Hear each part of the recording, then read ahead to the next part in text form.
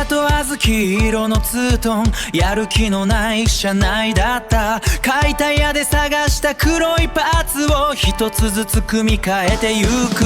メーターを変えたあの日からこの車の距離は不明になった。